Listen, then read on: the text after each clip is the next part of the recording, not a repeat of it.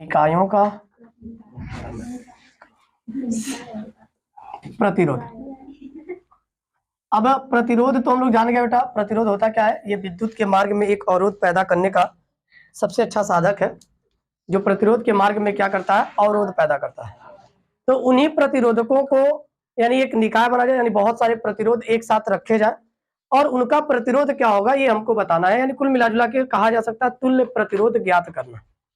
अब प्रतिरोधकों को हम मुख्यतः दो भागों में, यानी एक श्रेणी क्रम संयोजन बोलते हैं, श्रेणी क्रम संयोजन, और दूसरा जो होता है वह होता है समांतर क्रम संयोजन। समांतर क्रम संयोजन और श्रेणी क्रम संयोजन, समांतर क्रम संयोजन ओम के नियम पर आधारित है। और ओम का नियम हम लोगों ने पढ़ा था, यदि किसी चालक की भौतिक अवस्थाएं जैसे ताप दाब आदि अपरिवर्तित रहे तो चालक में प्रवाहित होने वाली जो धारा का मान होता है वो डायरेक्टली प्रोपोर्शनल होता है उसमें उत्पन्न विभवांतर के, यानी V is directly proportional to I पढ़े थे, जहां V बराबर हम लोगों ने क्या लिखा था? I एंड R, R एक नियतांक था जिसको हम लोग प्रतिरोध कहते हैं। क्या कहते हैं? अब ऐसे ही प्रतिरोध बहुत सारे आपके पास दिए गए जाएंगे, जैसे एक प्रतिरोध मान लें R1 हो, ऐसे ही दूसरा प्रतिरोध R2 हो, तीसरा R3 हो, तो आपके पास बहुत सारे प्रतिरोध दे सकता है। और कहेगा इन सभी प्रतिरोधों का संयोजन यानी तुल्य प्रतिरोध क्या होगा? एक कहेगा श्रेणी क्रम में, दूसरा कहेगा समांतर क्रम में। दोनों में से एक बोर्ड परीक्षा में अनिवार्य रूप से आपके पेपर में छपा हुआ मिलेगा। अगर आपने ध्यान पूर्वक समझ लिया तो आप 2-4 नंबर के मालिक हो जाओगे, ठीक है? अति लघुत्तरी में आएगा तो कम से कम 2 नंबर, और लघुत्तरी में आ गया तो 4 नंबर के मालिक रहोगे। लेकिन कब? जब ध्यान से समझ लोगे तब। सबसे पहले हम समझना चाहते हैं किसको? श्रेणी क्रम संयोजन को। और श्रेणी क्रम संयोजन में मान लो आपके पास बहुत सारे प्रतिरोध दे दिए गए, जैसे R1, R2, R3, R4 dash dash dash RN प्रतिरोध भी दे सकता है। ऐसे स्थिति में जब बहुत सारे प्रतिरोध दिए गए तो इनका श्रेणी क्रम संयोजन होता कैसे है? जैसे मान लो 10 बच्चे हैं और 10 बच्चों को मैं कहूं कि एक दूसरे का हाथ पकड़ के, ठीक है, एक सीधी लाइन बना लो, तो एक दूसरे का हाथ पकड़ेगा कैसे बच्चा? जैसे एक बच्चे के पास 2 हाथ होगा ना, एक लेफ्ट है और एक कि किसी के पास 2-3 होगा? 2 हाथ होता है मिनिमम सबके पास। किसी का गलती से काटो कट गया तो उसकी बात नहीं करना है, मतलब 2 हाथ सबके पास होता है। अब एक जो दूसरा होगा, जैसे आप, यानी इसका मतलब ये हुआ अल्टरनेट, यानी एक दूसरे का हाथ पकड़ के चलना, तो जब आप अपना राइट दोगे तो दूसरा वाला अपना लेफ्ट देगा, और दूसरे वाले का राइट तीसरे वाले के लेफ्ट में होगा, चौथे वाले का राइट पांचवें वाले के लेफ्ट हाथ से टच रहेगा, ऐसे रहेगा ना। तो इसी प्रतिरोध के संयोजन में 2 पॉइंट है, एक इधर है और एक इधर है, यानी एक पहला सिरा मान लो, एक दूसरा सिरा मानो।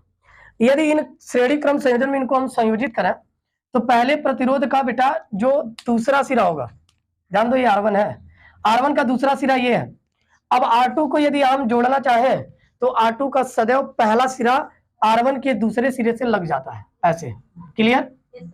अब ये R2 का दूसरा सिरा मैं R1 को भी जोड़ना चाहूं तो उसके पहले सिरे से जुड़ेगा। बात समझ में आ रहा है ना? संयोजन कैसे कर रहे हैं, समझ में आ रहा है कि नहीं आ रहा है? आ रहा है। ऐसे R4 भी जोड़ेंगे, 5 भी जोड़ेंगे, 6 भी जोड़ेंगे, जितना होगा उतना जोड़ लेंगे।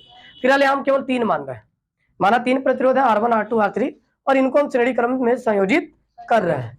अब बेटा क्या करो, R1 के पहले सिरे को किसी बैटरी के धन प्लेट से जोड़ दो। क्लियर? और यहाँ एक कुंजी लगा दो, भी कुंजी में धारा चालू है नहीं। और R3 यानी आखिरी वाले प्रतिरोध के दूसरे सिरे को बैटरी के माइनस प्लेट से जोड़ दो। अब ऐसी स्थिति में यह एक सर्किट कंप्लीट हो गया, यानी धारा का प्रवाह हो जाएगा। यदि हम यहाँ पे स्विच ऑन कर दिए तो अब धारा का प्रवाह तो होगा। ध्यान दो बेटा, जितना प्रतिरोध है सभी प्रतिरोधों का विभवांतर अलग अलग होगा, V1 अलग होगा, V2 अलग होगा, यहाँ V3 अलग होगा। लेकिन बैटरी से निकलने वाला जो विभव है V वोल्ट, यह तो सबका समान है ना। यहाँ से V वोल्ट निकल रही है, लेकिन R1 में V1 पहुंच रहा है, R2 में V2 और R3 में V3, यानी तुल्य विभव की बात करें, यानी कुल विभव की बात करें तो बेटा V1 plus V2 plus V3 के बराबर होगा। जैसे आपके पास 10 रुपए है और रास्ते में 3 बेगर्स यानी 3 भिखारी मिल गए, तो आप किसी को 3 रुपए दिए, किसी को 4 दिए, किसी को 5 दे दिए, 3 दिए, 10 ही रुपए तो थे। तो 4 प्लस 3 जब ऐड करोगे तो टोटल क्वांटिटी में कितने हो गए? 10 ही होगा ना। 4 3 7 3 10, यानी कुल कितने हो जाएंगे? 10। तो उसी प्रकार यहाँ V1 V2 V3 चाहे जितना भी हो, कोई कम होगा कोई ज्यादा होगा, लेकिन कुल को जब हम जोड़ेंगे तो किसके बराबर होगा बेटा? V वोल्ट के बराबर होगा। इसमें बहने वाली जो धारा होगी, जैसे ही हमने कुंजी ऑन किया तो एक धारा का प्रवाह होगा, और वही धारा का प्रवाह I यहाँ भी है तो यहाँ भी है और यहाँ भी है, यानी प्रत्येक स्थिति में आई धारा ही जाएगी, आई के मान में कोई परिवर्तन नहीं, क्योंकि ये चालक तार सीधे है, सीधे क्या है, चालक तार है, और सब में धारा का मान क्या प्रवाहित हो रहा है, आई प्रवाहित हो रहा है। और ओम के नियम से हम लोगों ने पढ़ा है, यदि किसी चालक में प्रवाहित धारा आई हो, विभवांतर प्रतिरोध R1 हो, विभव V1 हो, तो V बराबर हमने पढ़ा है IR। V बराबर क्या पढ़ा है, तो V1 बराबर क्या हो जाएगा, IR1। V2 बराबर क्या हो जाएगा, I, और V3 बराबर क्या हो जाएगा, IR3। ठीक है। यदि चालक में प्रवाहित धारा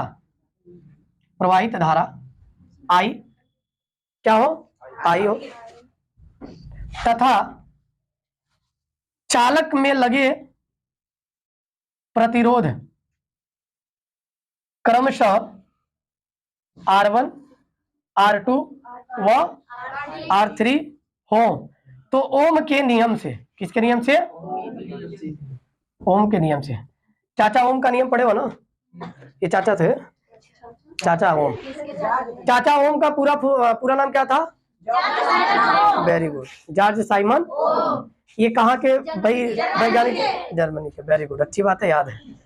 याद इसलिए है क्योंकि उस दिन डंडे पड़े थे, तो इसलिए ध्यान से सुनो, याद रहेगा। एक दिन का मार खाया हुआ अगर आज याद है लगभग 2 हफ्ते तक, तो असर है, यानी पिटाई पड़ी, रोज पढ़े तो याद करोगे तुम। तो ओम के नियम से बेटा V1 बराबर क्या हो जाएगा, IR1, V2 बराबर क्या हो जाएगा, R2, V3 बराबर क्या हो जाएगा, IR3। यानी क्रम से अगर मान लो इक्वेशन 1 है, 2 है, 3 है, यदि ऐसा हो चालक का कुल जो प्रतिरोध है वह R हो जाए, चालक का जो कुल प्रतिरोध है वो क्या हो जाए, और चालक में कुल विभवांतर जो है वो तो भी यही है, व्हील है। तो ऐसे स्थिति में चालक में जो प्रवाहित धारा का मान होगा वो ओम के नियम से V बराबर किसके तुल्य हो जाएगा, IR के। माना यदि चालक का कुल प्रतिरोध क्या ले ला, R, तथा धारा I हो, तो ओम के नियम से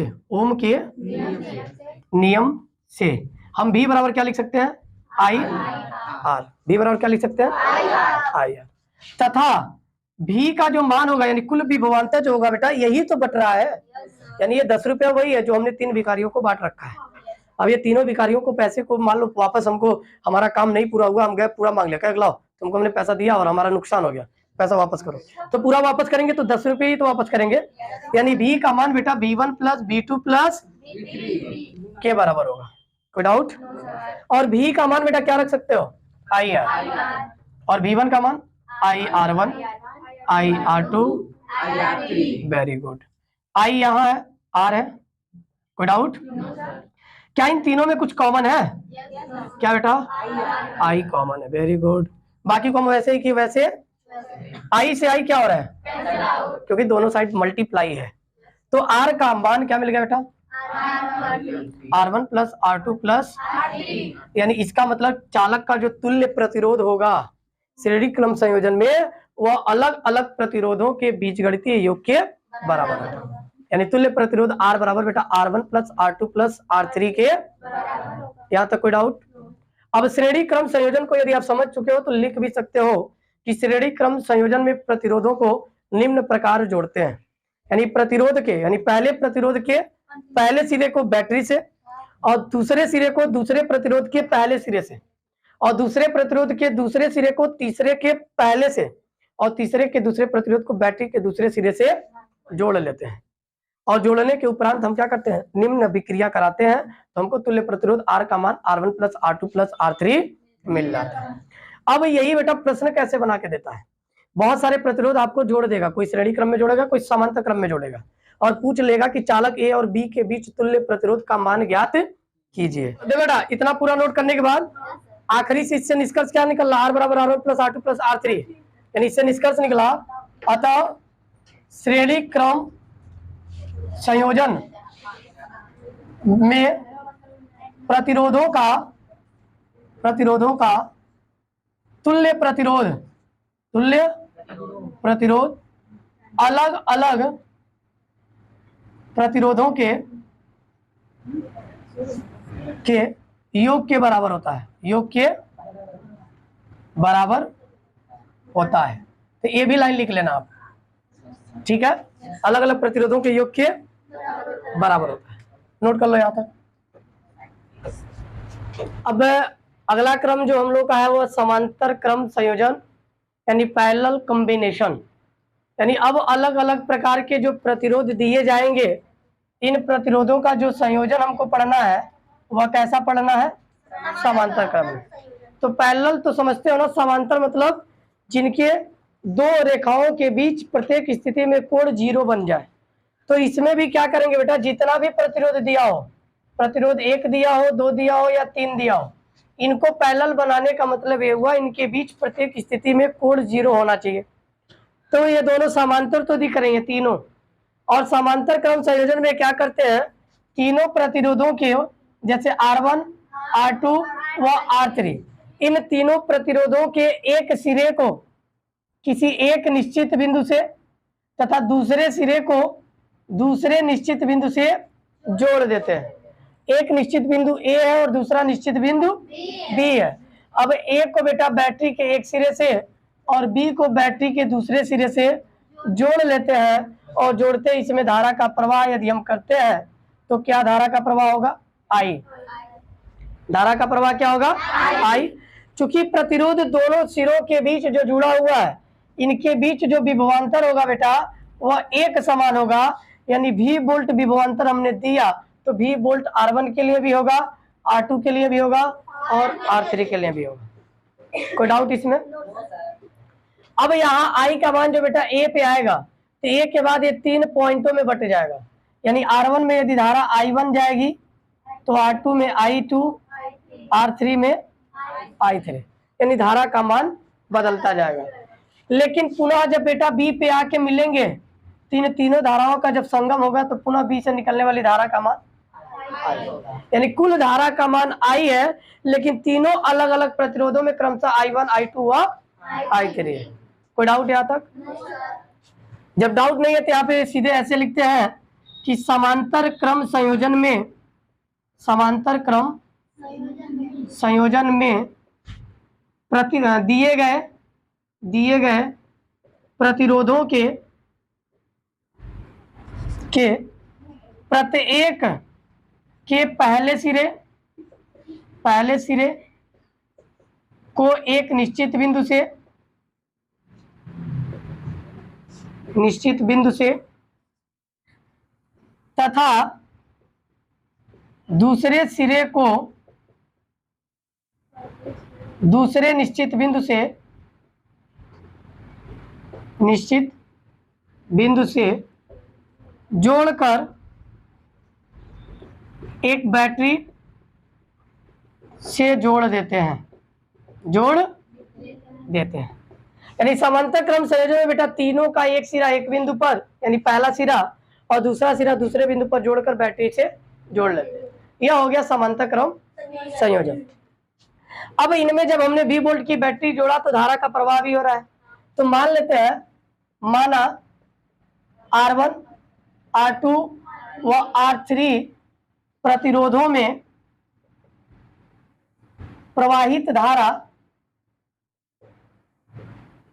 क्रमशः I1, I2 व I3 है। क्या है? I1, I2 व I3 है। तो परिपथ में कुल धारा, इसलिए परिपथ में कुल धारा I का जो मान होगा बेटा वो I1 plus I2 plus I3 के बराबर होगा। यहाँ तक कोई डाउट? यहाँ तक कोई डाउट नहीं है तो इसको समीकरण 1 मान लो। और बेटा हम जानते हैं कि ओम के नियम से, यानी R1, R2 व R3 के लिए ओम के नियम से हमने V बराबर क्या पढ़ा था बेटा? IR। यदि हम V सबका, ये विभवांतर जो है वह V वोल्ट विभवांतर सबका क्या है? एक समान है, लेकिन धारा का मान अलग अलग है। तो V इसका भी समान होगा, V बराबर I1 R1। तो यहाँ से यदि हम I1 का मान निकालें क्योंकि यही I1 का मान निकाल के समीकरण 1 में रख देंगे और यही I2 का मान निकाल के भी रखेंगे और I3 का, तो आंसर हमको इजीली मिल जाएगा। तो यहाँ से हम क्या लिख सकते हैं, I1 बराबर बेटा V/R1। इसी प्रकार हम I2 भी निकाल सकते हैं V/R2, I3 भी निकाल सकते हैं V/R3। अब समीकरण 1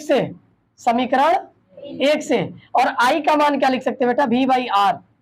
यदि कुल विभवांतर V हो और कुल प्रतिरोध R हो तो V/R इज इक्वल टू लिख सकते हैं क्या बेटा, V/R1, V/R2,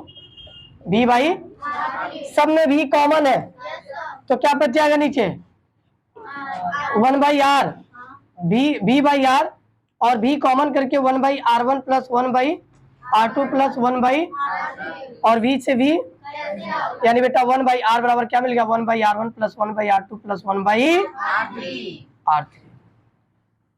यानी समांतर क्रम संयोजन में जो अलग अलग प्रतिरोध होंगे उनके व्युत्क्रमों का योग जो होगा इनके तुल्य प्रतिरोध के बराबर होता है। यानी 1/R बराबर 1/R1 plus 1/R2 plus 1/R3 के। यानी अब समांतर क्रम संयोजन में यदि बेटा R1 का मान 2 ओम होता, R2 का भी मान 2 ओम होता और कहता इसका तुल्य प्रतिरोध दोनों का क्या है, तो 1/2 प्लस 1/2 करते यानी 1 ओम के बराबर होता। किसके बराबर होता, तो समांतर क्रम संयोजन समझ में आ गया।